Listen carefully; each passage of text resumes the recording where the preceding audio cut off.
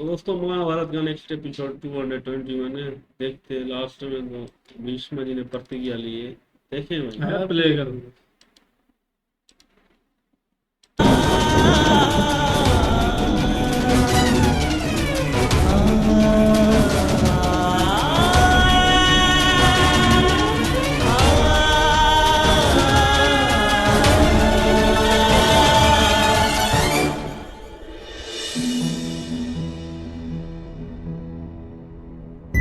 आज युद्ध में ताश्री पांडव सेना का विध्वंस कर देंगे संजय। यूं समझ लो कि आज युद्ध का अंतिम दिन है। आज मेरे पुत्रों की विजय और पांडव पुत्रों की पराजय निश्चित है।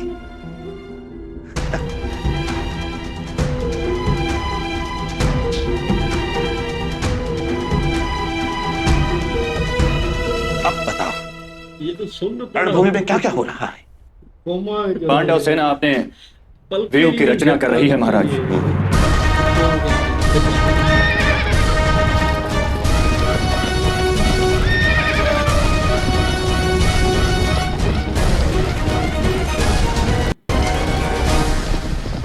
सेनापति धृष्टद्युम्न, आप ज्येष्ठ भ्राता के साथ व्यूह के मध्य में दुर्योधन पे आक्रमण कीजिए। भ्राता भीम, नकुल, सहदेव, आप कौरव सेना की पश्चिम पर आक्रमण कीजिए।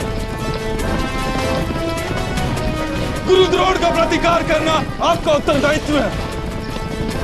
महाराज विराट, अभिमन्यु और मैं पितामह को युद्ध का आह्वान देंगे। ज्येष्ठ, आप उस दुष्ट दुर्योधन के रक्षण ही होते ही देना। सारे सैनिक शीघ्र ही निश्चित स्थान पर उपस्थित हो जाए। व्यूह का निर्माण हो रहा है।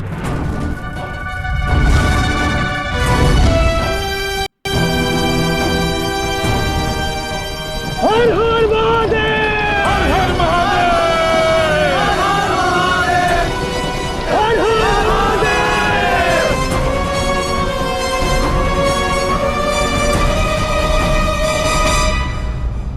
पितामह, व्यूह रचना का आदेश दीजिए।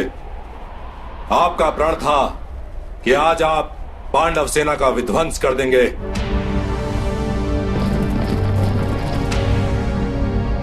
प्रण व्यूह रचना से नहीं, संकल्प से पूर्ण होते हैं युवराज दुर्योधन।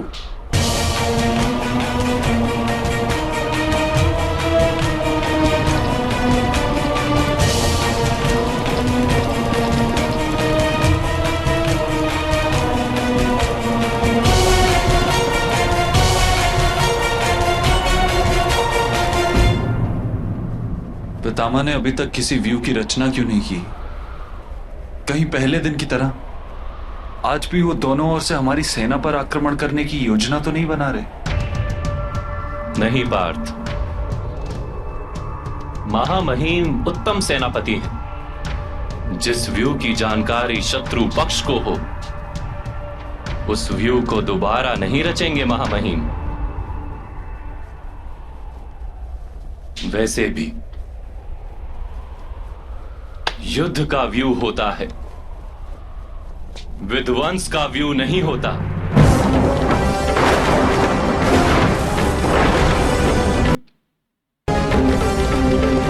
गुरुद्रोण, आप सेना के अंत भाग में रहेंगे और युवराज दुर्योधन का रक्षण करेंगे। युवराज दुर्योधन, आपने मेरे धर्म को चुनौती दी थी।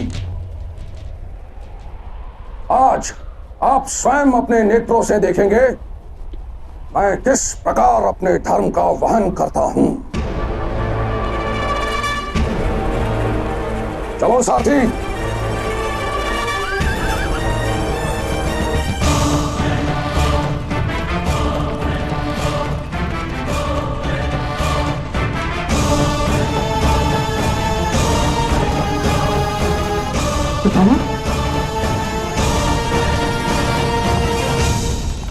पितामह नहीं पार्थ, कौरवों के सर सेनापति, धर्म के महाज्ञानी, परंपराओं के रक्षक, महामहिम भीष्म, महामहिम भीष्म, महामहिम भीष्म।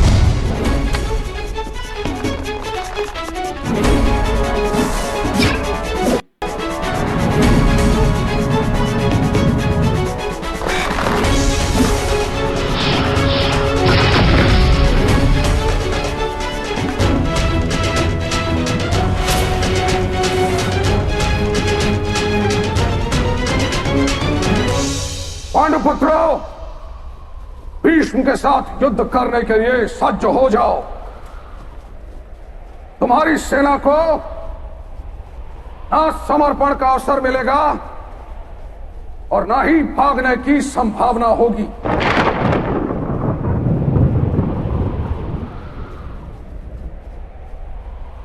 इस रणभूमि में यदि उन्हें कुछ मिलेगा तो वो है केवल मृत्यु।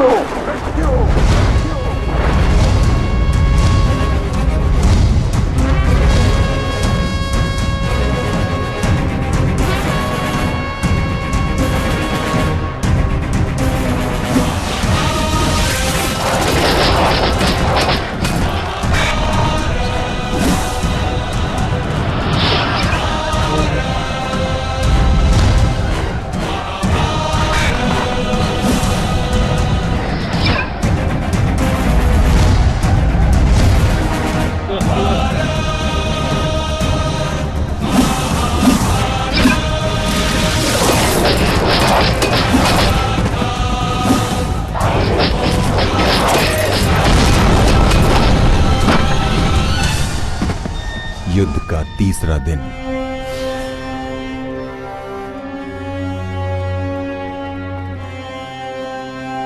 कृष्णा की जब भी कुछ नहीं है।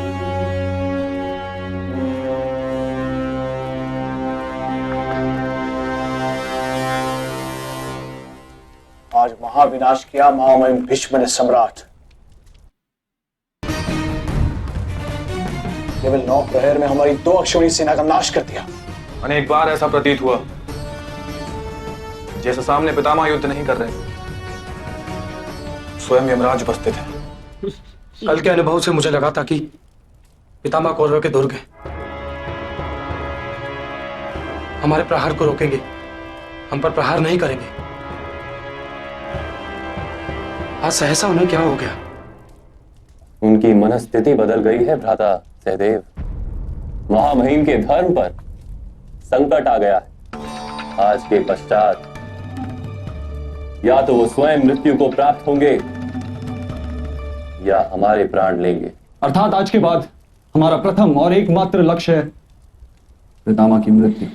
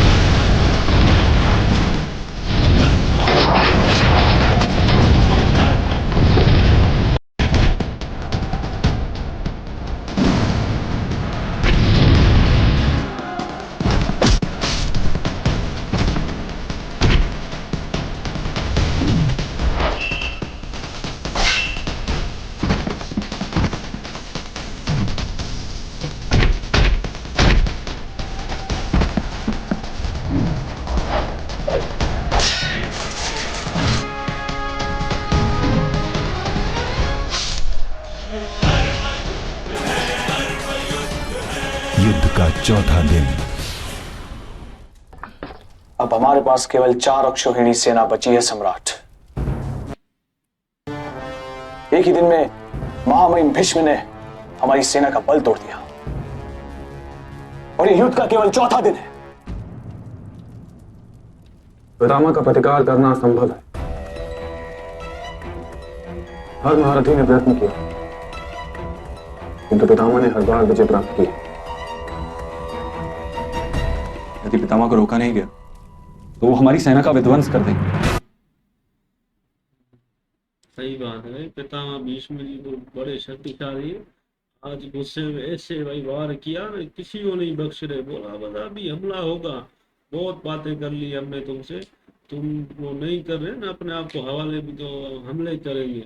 और पितामह को ये भी नहीं पता ना कि वो इस्तेमाल हो रहे हैं, वो शकुनी और दुर्योधन वाले इनको भड़का के इस्तेमाल कर रहे हैं। ये वचन में अभी अधर्म कर रहे हैं, कठपुतली बना हुआ है ना शकुनी वालों के हाथों से भाई। वचन की बस वो अधर्मी तो मानते ही नहीं, वचन वो कुछ नहीं जानते। और ये भाई तबाही कर दिए बेचारे अर्जुन वालों की। भाई साहब ये इसको अभी निपटा दो, अभी भाई महाविष्णु किसी काम का नहीं है भाई।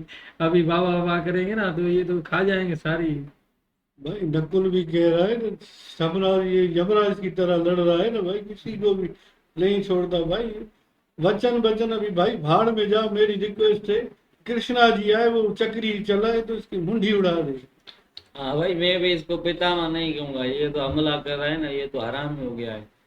नहीं नहीं, वो वचन में हरामी नहीं, घिरे हुए वचन में वचन भी में। धर्म तो मार नहीं सकता ना किसी को। भाई चलो मिलते हैं नेक्स्ट पार्ट।